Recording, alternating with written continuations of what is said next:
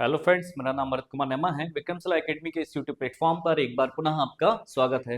MPPSC 2025 की प्रारंभिक परीक्षा के लिए विक्रमशिला एकेडमी लेकर आया है एमसीक्यू की एक सीरीज, और इसी सीरीज के अंतर्गत यूनिट 10 के बारे में हम बात करने वाले हैं। और यूनिट 10 का संबंध मध्य प्रदेश की जनजातियों से है, तो इसी के संदर्भ में आज हमारा तीसरा लेक्चर है, जिसमें मध्य प्रदेश की विभिन्न जनजातियों से संबंधित महत्वपूर्ण प्रश्नों को हम सॉल्व करेंगे। तो आइए हम स्टार्ट करते हैं। आज का पहला प्रश्न है, निम्नलिखित में से किस जनजाति में पंचायत को गोहिया कहा जाता है? ऑप्शन है कोरकू, बैगा, भील, कोल। तो इस प्रश्न का सही आंसर क्या हो जाएगा? आंसर डी हो जाएगा। कोल जनजाति में पंचायत को क्या कहा जाता है? गोहिया कहा जाता है। यदि हम कोल जनजाति की बात करें तो ध्यान रखिएगा, ये मध्य प्रदेश की तीसरी सबसे बड़ी जनजाति है। तो पहली कौन सी है? पहली ध्यान रखिएगा भील है, और दूसरी कौन सी है? तो दूसरी गौंड जनजाति है, इसे भी याद रखिएगा। अब हमने बात की है कि पंचायत को क्या कहा जाता है? कोलों में पंचायत को गोहिया कहा जाता है, ध्यान रखिएगा। और साथ ही साथ पंचायत का जो मुखिया होता है ना, तो उसको क्या कहते हैं? मुकद्दम कहते हैं। तो ये भी आपसे पूछा जाता है कि पंचायत का मुखिया कौन होगा? मुकद्दम होगा। एक चीज और याद रखिएगा, कोलों में जो गांव होते हैं, गांव को टोला कहा जाता है, ध्यान रखिएगा। तो कोल जनजाति में गांव को टोला कहा जाता है, और टोला का मुखिया जो होता है वो क्या कहलाता है? चौधरी कहलाता है। ये प्रश्न भी आपसे पूछा जा सकता है। चलिए आगे बात करते हैं। अगला प्रश्न है, कोल जनजाति का मूल निवास स्थान है? ऑप्शन है रीवा, जबलपुर, बालाघाट, शहडोल। तो इस प्रश्न का सही आंसर हो जाएगा रीवा। तो ध्यान रखिएगा, जैसे कि हमने बताया, कोल मध्य प्रदेश की तीसरी सबसे बड़ी जनजाति है, और कोल का मूल निवास स्थान फरेंदा, है ना, गांव माना जाता है। और साथ ही साथ कुराली, कुराली गांव माना जाता है, कुराली गांव। तो ये दोनों कहाँ पर है? ध्यान रखिएगा, ये रीवा जिले के अंतर्गत आते हैं। ठीक है। एक और प्रश्न पूछा जा सकता है, ध्यान रखिएगा, जो कोल जनजाति है, कोल कहाँ निवास करती है? तो विंध्य क्षेत्र में निवास करती है। तो रीवा है, सतना है, शहडोल है, ये कोल के प्रमुख जिले हैं। और कोल, ध्यान रखिएगा, कोलों का संबंध जो है सबरी माता से है। सबरी माता जो राम जी की अनंत भक्त थी, तो सबरी माता से कोलों का संबंध दिखाया जाता है। चलिए आगे बात करते हैं। अगला प्रश्न है, गौण धोबा कार्यक्रम किस जनजाति में प्रचलित है? ऑप्शन है कोल, सहरिया, भारिया, कोरकू। तो इस प्रश्न का सही आंसर हो जाएगा, आंसर ए हो जाएगा, कोल। गौण धोबा कार्यक्रम मतलब पैरों को धोने से संबंधित है, विवाह के समय होता है। और इसमें लड़की पक्ष विवाह के समय लड़के पक्ष के परिवार वालों के पैरों को धुलते हैं। इसको कहा जाता है गौण धोबा कार्यक्रम, जो कोलों में प्रचलित है। अगला प्रश्न है, कोल जनजाति की उपजातियां हैं? ऑप्शन है विंज, मवासी, मावसी, खरिया, उपरोक्त सभी। तो इस प्रश्न का सही आंसर हो जाएगा आंसर डी, है ना। ये तीनों ही जनजातियां कोल की उपजातियां हैं। साथ ही साथ आपको याद रखना है, जैसे कि रोतिया, रोतिया भी कोल की उपजाति है, ध्यान रखने का एक प्रमुख वर्ग माना जाता है। रोतेले, रोतले, है ना, ये भी एक प्रमुख वर्ग है। साथ ही साथ, है ना, कठातिया, कठातिहा, है ना, मवासी तो लिखा ही है, मवासी, है ना। और राउतिया, राउतिया, तो ये भी कोल की अन्य प्रमुख उपजातियां हैं, आपको याद रखना है। अगला प्रश्न है, निम्नलिखित में से कौन सी जनजाति कबीरपंथी है, कबीर की अनुयायी है? ऑप्शन है बैगा, भील, कोल, पनिका। तो इस प्रश्न का सही आंसर हो जाएगा आंसर डी, पनिका जनजाति कबीरपंथी है। और ध्यान रखिएगा, पनिका स्वयं को कबीरहा कहते हैं, स्वयं को क्या कहते हैं? कबीरहा कहते हैं। और पनिका जनजाति कहाँ निवास करती है? तो ध्यान रखिएगा, सीधी और शहडोल, ये दो जिले हैं जहां पर पनिका जनजाति मुख्य रूप से निवास करती है। एक प्रश्न और पूछा जाता है, पनिका जनजाति के जो धर्म गुरु होते हैं, धर्म गुरु, उन्हें क्या कहा जाता है? तो धर्म गुरु को मंती कहा जाता है। ये आपके लिए बड़ा महत्वपूर्ण है। तो पनिका जनजाति में धर्म गुरु को मंती के नाम से जाना जाता है। अगले प्रश्न की तरफ बढ़ते हैं। अगला प्रश्न है, किस जनजाति में धर्म गुरु को मंती कहा जाता है ना। ऑप्शन पनिका, अगरिया, माडिया, खैरवार। तो अभी हमने देखा, इस प्रश्न का सही आंसर हो जाएगा पनिका जनजाति। ठीक है, चलिए आगे बात करते हैं। अच्छा, अगरिया की बात करें तो अगरिया का निवास स्थान क्या है? तो ध्यान रखिएगा, सीधी, शहडोल, सीधी और शहडोल, ये अगरिया जनजाति का निवास स्थान है मुख्य रूप से। माडिया जनजाति मध्य प्रदेश में, है ना, जबलपुर क्षेत्र में पाई जाती है। वैसे माडिया जनजाति छत्तीसगढ़ की मूल जनजाति है, पर हमारे जबलपुर में भी देखने को मिलती है मुख्य रूप से। और खैरवार, ये विंध्य क्षेत्र की जनजाति है। तो विंध्य क्षेत्र के अंतर्गत, है ना, खैरवार जनजाति पाई जाती है। खैर से कत्था, मतलब ये जनजाति कत्था बनाने का काम करती है। चलिए आगे बात करते हैं। अगला प्रश्न है, सही मिलान नहीं है, जनजाति और उससे संबंधित मुखिया के बारे में प्रश्न है। ओराव महतो, भील, गमैती, खैरवार, माझी, भारिया, गोटिया। तो इस प्रश्न का सही आंसर हो जाएगा आंसर डी। भारिया जो जनजाति में जो मुखिया होता है उसको पटेल कहा जाता है, ध्यान रखिएगा, है ना, ये पूछे जाते हैं। तो भारिया जनजाति का मुखिया पटेल कहलाता है। और जो कोल जनजाति रहती है, कोल, तो कोल जनजाति में मुखिया को गोटिया भी कहा जाता है, ये आपको याद रखना है। बाकी बिल्कुल ओराव में महतो कहा जाता है, भील में गमेती कहा जाता है और खैरबार में मुखिया को माझी के नाम से जाना जाता है। चलिए आगे बात करते हैं। अगला प्रश्न है, अगरिया जनजाति के संबंध में कौन सा सही नहीं है? ऑप्शन है, प्रमुख देवता लोहासुर है, उड़द की दाल पवित्र है, वधु मूल्य का प्रचलन है, बैगा जनजाति की उपजाति है ना। तो इस प्रश्न का सही आंसर क्या नहीं होगा? आंसर डी नहीं होगा, बैगा जनजाति की उपजाति, ये तो गलत हो जाएगा। ध्यान रखिए, अगरिया जो है ना गौड़ जनजाति की उपजाति है ना। तो गौड़ जनजाति की, गौड़ मध्य प्रदेश की दूसरी सबसे बड़ी जनजाति और भारत की सबसे बड़ी जनजाति है। तो मध्य प्रदेश की दूसरी सबसे बड़ी जनजाति गौड़ है और भारत की सबसे बड़ी जनजाति पूछा जाए तो भी आपका आंसर आ जाएगा गौड़।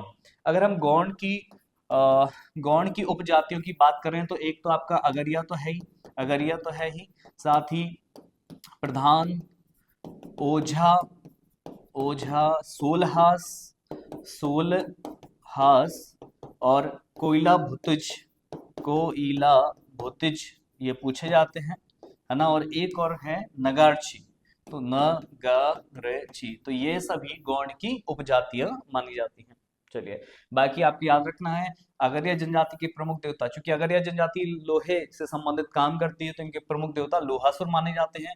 उड़द की दाल बिल्कुल पवित्र मानी जाती है और इसमें वधु मूल्य का प्रचलन माना जाता है। चलिए आगे बात करते हैं।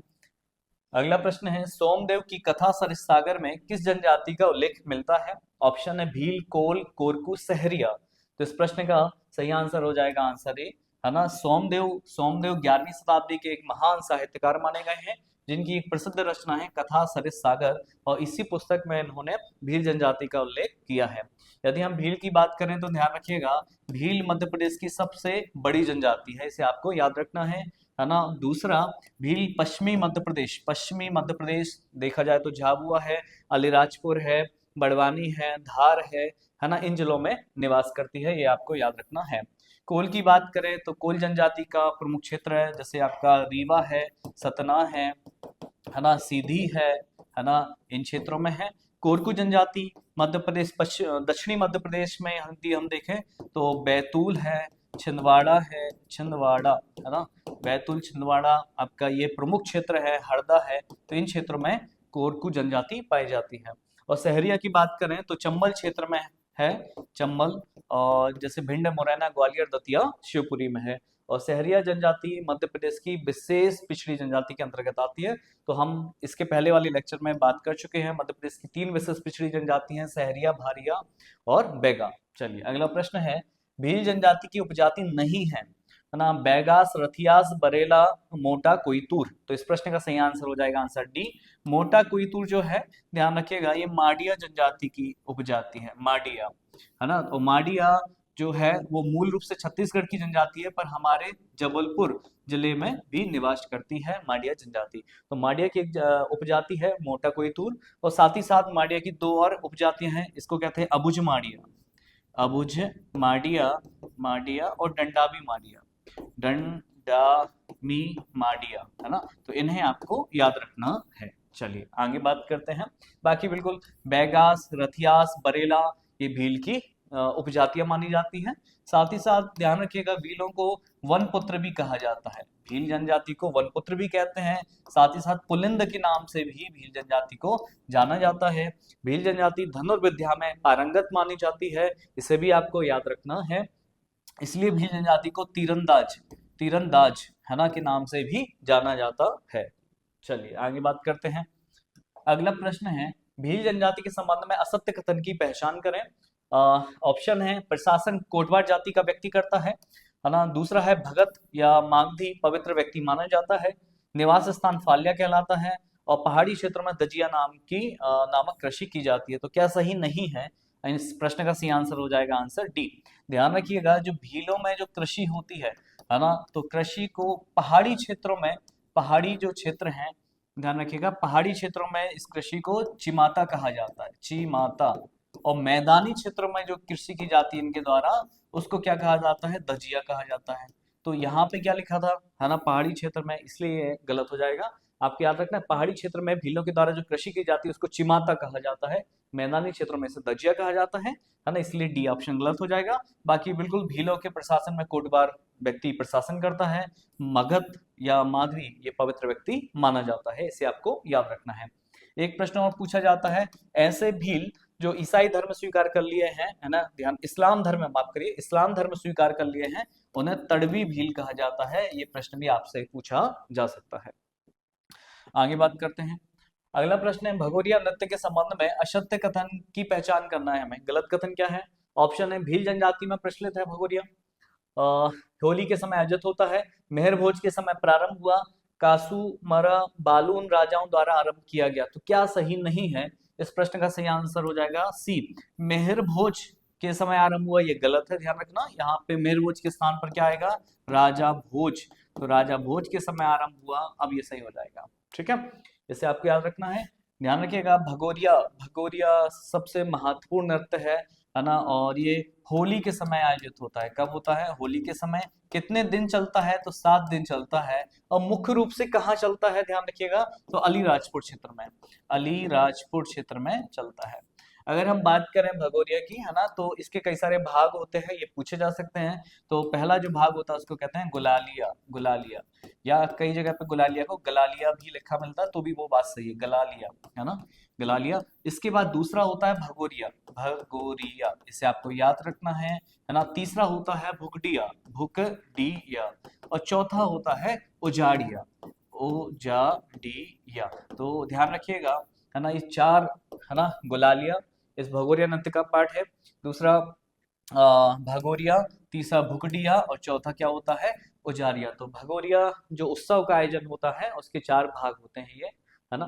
एक प्रश्न यहाँ से पूछा जाता है, गोल गधेड़ो, है ना, तो ध्यान रखना, जो भगोरिया होता है ना, इसके अंतर्गत ही क्या होता है, गोल गधेड़ो का आयोजन होता है, गोल गधेड़ो, है ना, इसका आयोजन कब होता है ना, तो ध्यान रखिएगा, है ना, आपका भगोरिया के समय होता है। चलिए आगे बात करते हैं। ये एक प्रणय पर्व होता है ना, ध्यान रखिएगा। इसको भगोरिया नृत्य को हरण विवाह भी, भगोरिया विवाह को हरण विवाह भी कहा जाता है। चलिए आगे बात करते हैं। निम्नलिखित में से किन जातियों में घोटुल प्रथा का प्रचलन है? ऑप्शन है गौंड, माडिया, दोनों, सहरिया। इस प्रश्न का सही आंसर हो जाएगा आंसर सी, गौंड और माडिया जनजाति में, है ना, घोटुल की प्रथा प्रचलित है। यदि हम घोटुल की बात करें तो ध्यान रखिएगा, घोटुल जनजातियों में एक युवागृह है, युवागृह, और ये युवागृह ध्यान रखिएगा गांव के बाहर, है ना, एक किशोरियों के द्वारा, है ना, बनाया जाता है, मिट्टी से और घास से बनाया जाता है। और ध्यान रखिएगा, इस घोटुल की जानकारी हमें वेरियर एल्विन ने दी है, वेरियर एल्विन के द्वारा दी गई है, और इन्होंने the Muria and their Ghotul, the Muria and their Ghotul नामक पुस्तक लिखी है। साथ ही साथ ध्यान रखिएगा, द बैगा नामक पुस्तक भी वेरी एल्विन ने लिखी है, द सहरिया, दी बैगा दी सहरिया नामक पुस्तक भी इन्होंने ही लिखी है, वेरियल एल्विन ने। अब यदि हम बात करें, है ना, तो गौंड और माडिया दोनों ही जनजातियों में घोटुल की प्रथा पाई जाती है। ये सामाजिक और सांस्कृतिक, है ना, परंपरा भी मानी जाती है जनजातियों के अंतर्गत, इसे आपको याद रखना है। चलिए आगे बात करते हैं। मड़ई त्योहार किन जनजातियों में प्रचलित है? ऑप्शन है गौंड, माडिया, दोनों, कोरकू। इस प्रश्न का सही आंसर हो जाएगा सी। ध्यान रखिएगा, मड़ई त्योहार गौंड में और माडिया जनजाति दोनों में बनाया जाता है। अच्छा, इस प्रश्न से और भी प्रश्न पूछे जाते हैं। इसी मड़ई त्योहार के अंतर्गत ध्यान रखिएगा, एक नृत्य किया जाता है जिसको कहते हैं एबाल तोर नृत्य। तो एबाल तोर नृत्य का संबंध है किस त्योहार से पूछा जाएगा, तो मड़ई त्योहार से। दूसरी बात आपको याद रखना है, इस त्योहार में बकरे की बलि दी जाती है, बकरे की बलि दी जाती है ना। और साथ ही साथ आपको एक चीज और याद रखना है, ग्राम देवता के सम्मान में, ग्राम देवता के सम्मान में यहाँ पे पूजा की जाती है। ये प्रश्न भी आपसे पूछा जा सकता है। चलिए आगे बात करते हैं। अगला प्रश्न है, सही मिलान नहीं है, गौचो, वर्षा ऋतु, अनुष्ठानिक, गैंडी, है ना, ये नृत्य है, और सही मिलान पूछा गया है, गैंडी फसल बोते समय, कर्मा वर्षा ऋतु में, रीना दीपावली के बाद। तो क्या सही नहीं है? ध्यान रखिएगा, ये सभी क्या है, नृत्य है, नृत्य है। और ये समय पूछा गया है कि कब किए जाते हैं, किस वर्ष समय किए जाते हैं। तो ये तो इस प्रश्न का सही आंसर नहीं होगा सी। कर्मा जो नृत्य है, ध्यान रखना, इसे वर्षा ऋतु को छोड़कर अन्य ऋतु में होता है। तो ध्यान रखिएगा, वर्षा ऋतु को छोड़कर शेष बाकी समय कर्मा नृत्य किया जा सकता है। कर्म कर्म प्रधान नृत्य होता है। अच्छा, यहाँ से कई सारे प्रश्न पूछे जा सकते हैं। ध्यान रखिएगा, जो कर्मा है, जो कर्मा नृत्य है, इसे विश्व का प्रथम लोक नृत्य कहते हैं। विश्व का प्रथम लोक नृत्य कहा जाता है ना, इसे आपको याद रखना है। चलिए ठीक है। दूसरी बात है, जो कर्मा नृत्य है, ये विजयादशमी से लेकर वर्षा ऋतु के पहले तक चलता है, इसे भी आपको याद रखना है। और तीसरी चीज आपको याद रखना है, Guinness book of world record है ना में 2016 में कर्मा नृत्य शामिल किया गया है, ये भी आपके लिए महत्वपूर्ण है। और एक और अन्य चीज, लोक नृत्य का राजा कहा जाता है। लोक नृत्य का राजा किसे कहा जाता है? तो कर्मा नृत्य को कहा जाता है, ये भी आपसे पूछा जा सकता है। ठीक है, तो ध्यान रखिएगा। बाकी की बात करें तो चाहे गोचो हो, चाहे गैंडी हो, चाहे रीना है ना, चाहे कर्मा, ये चारों के चारों नृत्यों का संबंध गौड़ जनजाति से है, ये भी आपको याद रखना है। ठीक है, चलिए एक प्रश्न पूछते हैं कि कर्मा नृत्य कौन कौन सी जनजातियां करती हैं? तो कर्मा, ध्यान रखना, गौड़ तो करती ही है, और साथ ही साथ बैगा जनजाति में भी कर्मा नृत्य प्रचलित है। ये भी प्रश्न पूछा जा सकता है। आगे बात करते हैं। अगला प्रश्न है, नोह डोरा कला जिसका संबंध भित्ति चित्रकला से है का प्रचलन किन जनजातियों में है? ऑप्शन है गौंड, बैगा, भारिया, उपरोक्त सभी। तो इस प्रश्न का आंसर हो जाएगा डी। ध्यान रखिएगा, गौंड, बैगा और भारिया, इन तीनों ही जनजातियों में है ना नोह डोरा नामक भित्ति चित्रकला का प्रचलन है, जिसके अंतर्गत दीवारों पर भित्ति चित्र बनाए जाते हैं। आगे बात करते हैं। अगला प्रश्न है, डिग्ना चित्रकला के संबंध में असत्य कथन की पहचान करें। क्या गलत है? ऑप्शन देखते हैं। गौंड जनजाति में प्रचलित भित्ति चित्रकला है, गोबर मिट्टी से त्रिकोणीय है ना ज्यामितीय चित्र बनाए जाते हैं। जंगड़ सिंह श्याम और दुर्गाबाई व्यास प्रमुख चित्रकार हैं। केवल शादी के समय यह चित्रकला प्रचलित है। क्या सही नहीं होगा? आंसर डी नहीं होगा। इसमें लिखा है केवल शादी के समय, ऐसा नहीं है। डिग्ना चित्रकला, ध्यान रखिएगा, चाहे दीपावली हो, दीपावली के समय ही बनाए जाते हैं, होली हो, है ना, या फिर जो जनजातियों में विभिन्न मेले लगते हैं, इनके समय भी ये चित्रकला प्रचलित होती है ना। बाकी आपको याद रखना है, डिग्ना चित्रकला गौंड जनजाति से संबंधित है, मिट्टी गोबर से विभिन्न ज्यामितियों में चित्र बनाए जाते हैं। और जंगड़ श्याम और दुर्गाबाई व्याम है ना, ये दोनों गौंडी चित्रकला से मतलब करना डिग्ना चित्रकला से संबंधित है। चलिए आगे बात करते हैं। अगला प्रश्न है, गौंड जनजाति के संबंध में असत्य कथन की पहचान करना है। ऑप्शन है उत्पत्ति लिंगादेव से मानते हैं, बारी नामक कृषि करते हैं, भोई पंचायत मुखिया होता है, 10 नामी या 10 गात्र प्रथा का संबंध प्रशासन से है। तो क्या सही नहीं है ना? इस प्रश्न का आंसर हो जाएगा डी। ध्यान रखिएगा, 10 नामी या 10 गात्र प्रथा का संबंध प्रशासन से है, ये गलत हो जाएगा। ठीक, ये 10 नामी ये मृतक संस्कार से संबंधित प्रथा है, मृतक संस्कार है ना, ये 10वें दिन है ना ये प्रथा का प्रचलन होता है ना, ये आपको याद रखना है गौंड जनजाति में। ठीक है।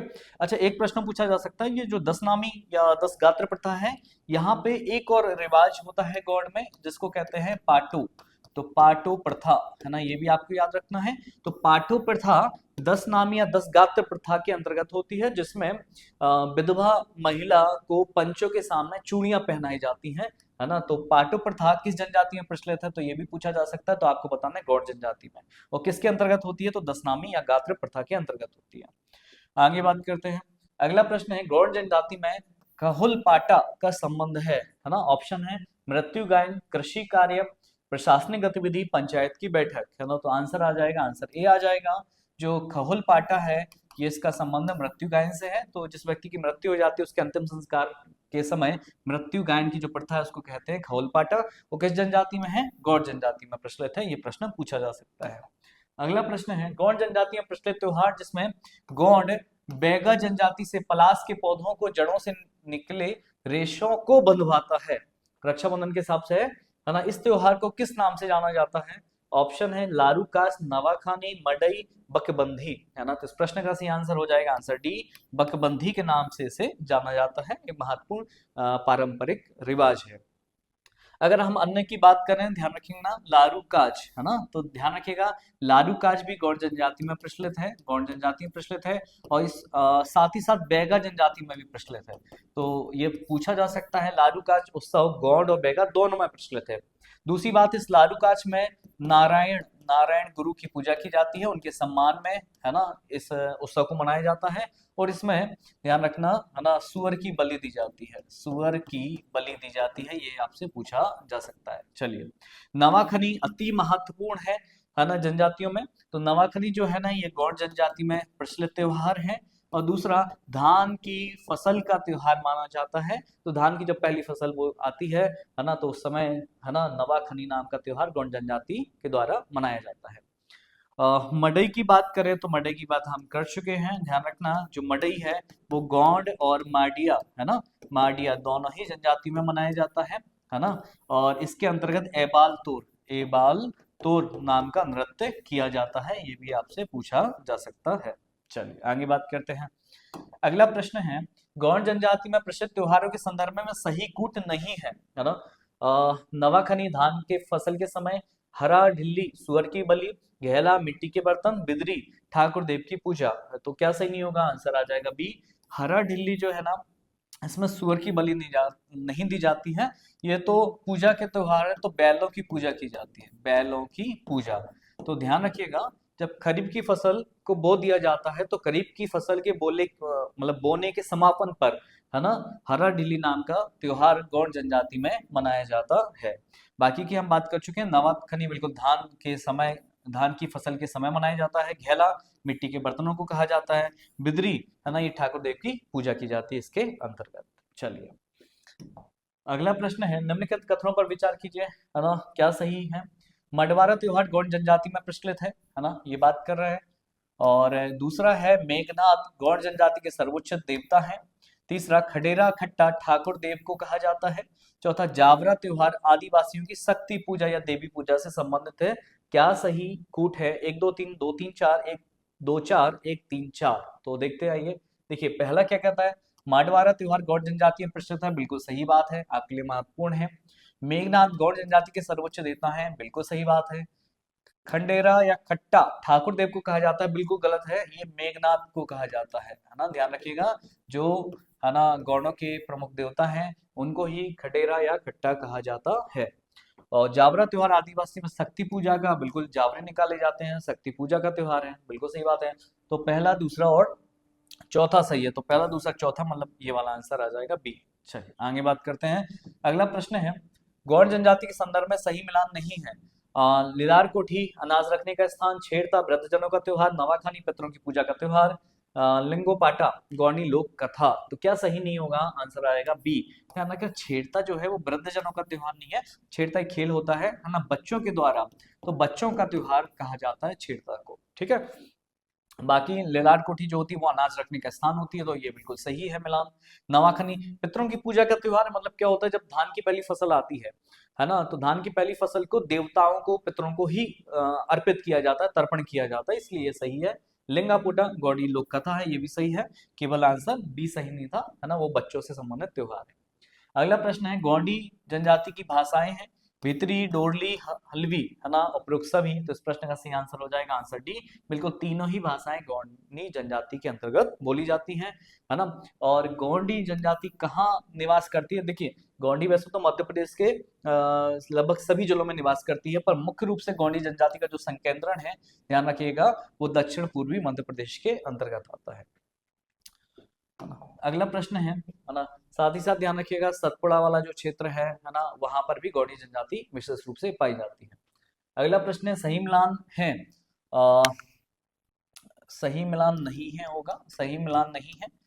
भिम्मा, है ना, मंडला, डिंडोरी, बालाघाट, ये जातियां हैं, जनजातियां, और उनका निवास से संबंधित प्रश्न है ना। तो भिम्मा, मंडला, डिंडोरी, बालाघाट, संधिया, मालवा क्षेत्र, पाओ, सतना, अनूपपुर, शहडोल, मवासी, चंबल क्षेत्र। तो क्या सही नहीं है, आंसर आ जाएगा डी, मवासी जनजाति का चंबल क्षेत्र में निवास नहीं है। ध्यान रखिएगा, मवासी जो जनजाति है ये आपके होशंगाबाद, है ना, जिसको आजकल हम नर्मदापुरम कहते हैं, तो होशंगाबाद नर्मदापुरम में है ना। साथ ही साथ ये सतना में है, सतना, साथ ही साथ पन्ना वाले क्षेत्र में है, साथ ही साथ आपके छिंदवाड़ा वाले क्षेत्र में भी है ना। तो ये पूर्वी और मध्य प्रदेश के जिलों में निवास करने वाली जनजाति है मवासी जनजाति। चलिए आगे बात करते हैं, बाकी बिल्कुल सही है। भिम्मा का पिछले वर्ष प्रश्न पूछा गया था कि भिम्मा जनजाति किन जलों में निवास करती है, तो मंडला, डिंडोरी, बालाघाट वाले क्षेत्र हैं। संतिया मालवा क्षेत्र में निवास करती है। पाओ सतना, अनूपपुर, शहडोल वाले क्षेत्र में निवास करती है। चलिए अगला प्रश्न है, सही मिलान है, यहाँ पर भी आएगा सही मिलान नहीं है ना। प्रश्न है जनजातीय निवास स्थान भिम्मा, ये शायद प्रश्न रिपीट हो गया है, ये वही है। अगला प्रश्न है सही मिलान नहीं है, जनजातीय निवास स्थान सौर, छतरपुर, सागर, दमोह, हलवा, डिंडोरी, मंडला, बालाघाट, बिजवार, मंडला, बालाघाट, डिंडोरी, बिहार, खंडवा, खरगोन। तो क्या सही नहीं है, आंसर आ जाएगा डी। जो बिहार जनजाति है वो खंडवा खरगोन में निवास नहीं करती है। ये टीकमगढ़ है ना, सीधी है ना, ये वाला जो क्षेत्र है ऊपर, तो टीकमगढ़, छतरपुर, पन्ना, सीधी वाला जो क्षेत्र बेल्ट जो आता है ना, वहां पे निवास करने वाली जनजाति है। पश्चिमी मध्य प्रदेश में निवास नहीं करती है। बाकी सौर जनजाति बिल्कुल छतरपुर, सागर, दमोह वाले क्षेत्र में निवास करती है, बुंदेलखंड की प्रमुख जनजाति है। हलवा जो जनजाति है वो दक्षिणी मध्य प्रदेश में देखने को मिलती है, दक्षिण पूर्वी मध्य प्रदेश के अन्य जिलों में भी देखने को मिलती है।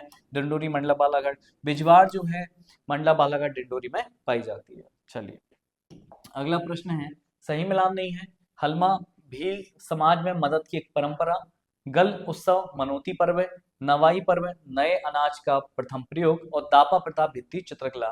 तो क्या सही नहीं है, हम तो आंसर आ जाएगा डी, है ना। ध्यान रखिएगा दापा प्रथा भील जनजाति में प्रचलित है, पहली बात तो ये, और ये झाबुआ क्षेत्र में ये ज्यादा प्रचलित है। और अब दापा प्रथा क्या होता है, तो दहेज, है ना, दहेज प्रथा या वधु मूल्य को ही क्या कहा जाता है, दापा प्रथा कहा जाता है, ना कि भित्ति चित्रकला कहा जाता है। ठीक है। और हलमा बिल्कुल भील समाज में जो मदद की परंपरा होती है उसको हलमा कहा जाता है। गल उत्सव, मनोती पर्व, नवाई नया अनाज का प्रथम प्रयोग के समय होता है, नवाई पर्व कहलाता है। ठीक है। एक प्रश्न पूछा जा सकता है, इस दापा प्रथा जो वधु मूल्य से संबंधित है ना, तो इसको खत्म किया जा रहा है, तो 2016 से इसको खत्म करने के लिए अभियान चलाया जा रहा है, जिस अभियान का नाम क्या है, साथीदार अभियान। तो आपको याद रखना है साथीदार अभियान दापा प्रथा को समाप्त करने से संबंधित है। चलिए आगे बात करते हैं। अगला प्रश्न है, सही मिलान नहीं है, पेमा फात्या, पिथौरा चित्रकला, महेश शर्मा, झाबुआ के गांधी, भीरूबाई, है ना, बैगा चित्रकला, बालेश्वर दयाल, भीलो के गांधी। क्या नहीं है सही, आंसर आ जाएगा सी, जो भूरीबाई है, ध्यान रखना ये बैगा चित्रकार नहीं है, ये कौन है, तो भूरीबाई का संबंध किससे है, तो ध्यान रखिएगा पिथौरा चित्रकला से है, पिथौरा चित्रकला, ये बड़ा महत्वपूर्ण है, आपसे प्रश्न पूछा जा सकता है।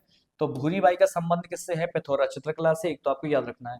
पिथौरा चित्रकला, है ना, कहाँ पर प्रचलित है, तो भीलों में प्रचलित है ना। और इस पिथौरा चित्रकला के अंतर्गत मुख्य रूप से घोड़े के चित्र बनाए जाते हैं, है ना, तो ये भी आपको याद रखना है। अब भूरीबाई कहाँ की है, तो ध्यान रखिएगा भूरीबाई झाबुआ की है ना, और पिथौरा चित्रकला की एक श्रेष्ठ चित्रकार है। ध्यान रखिएगा 2021 में इन्हें पद्मश्री से सम्मानित किया गया है, भूरीबाई को। ठीक है। बाकी पेमा फात्या ये भी पिथौरा चित्रकार है ना। महेश शर्मा इन्हें झाबुआ का गांधी कहा जाता है, और मामा बालेश्वर दयाल इन्हें भीलों का गांधी कहा जाता है, ये आपसे पूछे जा सकते हैं। आगे बढ़ते हैं। अगला प्रश्न है, घोटिया अंबा का मेला जिसे भीलों का कुंभ कहा जाता है, वैसे भी अभी देखिए कुंभ भरा हुआ है, तो घोटिया अंबा का मेला जिसे भीलों का कुंभ कहा जाता है का आयोजन कहाँ होता है। ऑप्शन है झाबुआ, अलीराजपुर, बांसवाड़ा, जयपुर। तो इस प्रश्न का सही आंसर हो जाएगा, आंसर सी हो जाएगा, बांसवाड़ा राजस्थान में घोटिया अंबा का मेला आयोजित होता है, और जिसे भीलों का कुंभ कहा जाता है। तो आज के लिए फिर इतना ही। आगे के लेक्चर में हम बात करेंगे जनजातियों से संबंधित संवैधानिक प्रावधानों के बारे में। आप सभी का बहुत बहुत धन्यवाद।